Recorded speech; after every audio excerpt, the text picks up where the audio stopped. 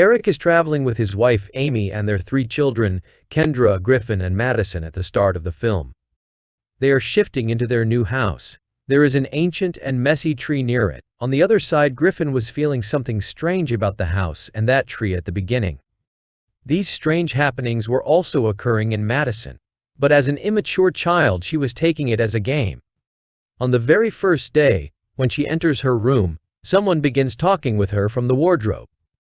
While playing near the cupboard at night, as she touches the handle of it, her hair is stirred. Then Madison also asks Griffin to touch the handle. And he does the same, and the same happenings occur with him. But these children see it as a game. While sleeping in his room at night, Griffin is afraid of that tree, which is visible from his room. And he also hears a sound from the basement, and Griffin finds the horrible-faced clown dolls there. Griffin is frightened seeing them, and loses his sleep in the room. Then all the lights in the house and electronic devices start fluctuating automatically at midnight. Meanwhile, Griffin is awakened by hearing the voice of Madison. He hears her voice and comes downstairs. He notices Madison stealthily. Madison is in conversation with someone standing before the TV. Madison tells Griffin, "These people want to step in," as she places her hand on the television. Griffin asks, "Who wants to come here?" Then many hands began to emerge. Griffin moves ahead with turning off the TV, but a mysterious power drags him backward, creating much noise. Hearing that noise, Eric, Amy, and Kendra also arrive there. Turning back, Madison says, "Those people have come there." Amy asks Madison on the coming day, "You said last night that those people have come here. Who were those people?" Madison replies, "They are my friends. They are not illusions but lost people." Then Griffin finds a piece of a human skeleton in the garden, and a ball moves towards him when he is inside the house. After that, the ball moves towards Madison's wardrobe, moving there magically. Observing it, Griffin is afraid. He tries to escape from there, but his way is hindered by the book wall, and the way is also suddenly cleared. Feeling fear, Griffin tries to tell Eric and Amy, but they ignore him. Because the gifts of Eric had become a part of everyone's attention at that time, Eric and Amy go for dinner with their friends at night while Kendra, Griffin, and Madison are alone at home. Where they visit, they know from there that their house has been constructed on the graveyard. On the other side, kids face horrible occurrences at home. The strange sound begins to come from Kendra's mobile, with the sign of signals on the mobile screen. Kendra sees a scary skeleton ghost. Then, appearing from the floor, a hand catches the foot of Kendra as she tries to escape. Kendra is calling someone for help and suddenly the door shuts. Further, all the clown dolls start moving, and the most horrible clown attacks Griffin in his room. Meanwhile, the branches of trees are breaking the window glass of the room and hitting it. Griffin breaks the clown, kicks it, and escapes. He runs to Madison's room. She is also frightened, and the same tree branches are on her room's window glass. Griffin tries to escape in fear but is stopped by a mysterious power that does not let him go. Breaking the window glass, those tree branches spread throughout the room, taking Griffin with them. On the other side, the wardrobe in Madison's room is opened, absorbing all the light in the room. Madison's toy is also moved inside the wardrobe, and Madison chases it inside the wardrobe. Actually, many ghosts attract her to it. Amy and Eric reach there at the exact time and find Griffin entangled in the branches of the tree. Griffin magically falls down as they approach the tree. Kendra comes out of the house running and says that Madison is not being found anywhere. They all search for Madison throughout the house, but she is not found. And the television is turned on automatically, and Madison's voice is heard from there. Amy thinks Madison is inside the TV after placing her hand on the screen. Madison's hand is then felt on Amy's hand. Noticing it, they are left surprised and filled with fear. Then Amy visits paranormal researcher Dr. Brooke, who reveals everything before her. Dr. Brooke comes with her research team members, Wide and Sufi, to their house, and they get busy with their research. While researching, a chair moves in the air when Wide tries to sit on it. Dr. Brooke says that it is not the dominance of common power, but a poltergeist. These poltergeists are more dangerous than the other ghosts, and they can throw objects to and fro easily. These poltergeists create much noise and come immediately. They also disappear in the same way. And they are in great numbers. Setting up the different equipment, they adjust a device's GPS so any events may be recorded. And they contact Madison as soon as possible. When Wide goes to drill the wardrobe, something pulls his drill inside. When he steps ahead to pull out the drill, someone pulls his hand inside. And an unknown thing drills from inside. And when the drill bit is near Wide's face, satanic power leaves him. Wide noticed that he caught sight of someone on his arm, and they magically disappeared.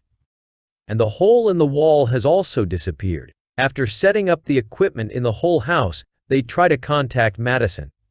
On the other side, Amy exerts herself to contact Madison through television, calling her continuously. Madison's response is also received by Amy. She says she is unable to come to them. Amy is sure of the presence of someone with her after hearing her. All lights are switched off, and the television is falling down with the noise of different sounds.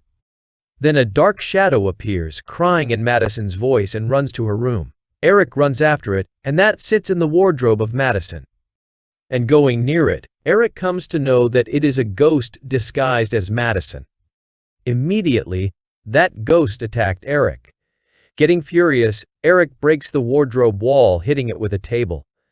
Then that wardrobe wall is broken and emits a lot of light. There is a doorway inside, and Eric throws it inside by hitting it with a table. Then an entry again appears in the ceiling of their bedroom, from where the same table piece falls down. Seeing that, Dr. Brooke says it will be the exit of Madison, and Dr. Brooke alone will not be enough for it. For it, she calls her ex-husband Kerrigan, an expert in the mysterious subjects and the famous personalities of television. Kerrigan tells me after examining that this house has been built on the graveyard, so all these dead bodies have become vigorous. And all ghosts have transformed into poltergeists.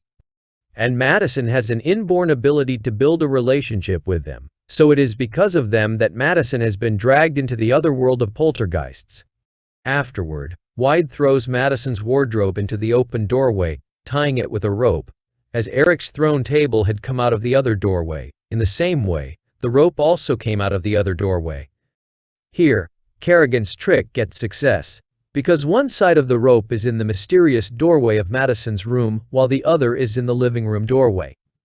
Wide gives a tracker to each so that everyone may be tracked. Then Kerrigan moves Griffin's drone with a fixed camera to that mysterious doorway. Many ghosts can be seen as the drone moves inside. And passing through those ghosts, that drone reaches Madison. So they contact Madison through a drone. Madison also talks with them. Meanwhile, 3 ghosts take Madison inside when they are telling her the exit from that mysterious way. Then that drone fell down. Then Kerrigan decides to move inside with the help of a rope to bring Madison out. But Amy shows her willingness to take Madison from inside. All indulge in controversy on this issue of going inside. Sophie notices that Griffin has entered Madison's room.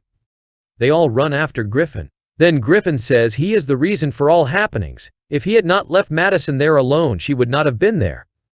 He says it, and he enters the mysterious doorway. They catch both sides of the rope as he goes inside for Griffin's help. Griffin moves ahead, passing through those ghosts, where he also catches sight of his drone.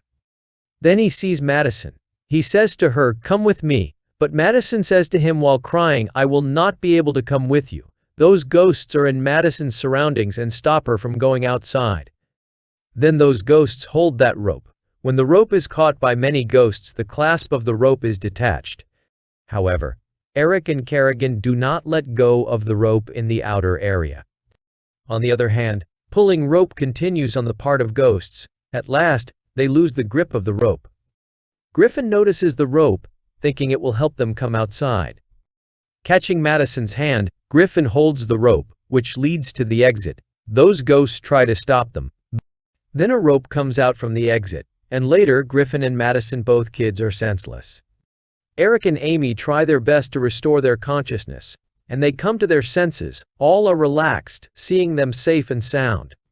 They all praise Griffin because of his bravery. They are leaving the house to go somewhere. Then Madison tells them ghosts are still in the house.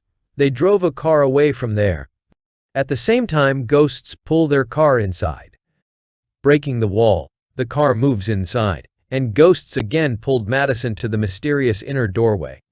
Contrarily, all struggle to rescue Madison. Kerrigan gets the point that these ghosts will never allow them to go easily. In order to get rid of it, there is a need for Madison's help. All the ghosts are taking Madison inside, coming out of a mysterious doorway. Kerrigan commands them to return, and they all move inside.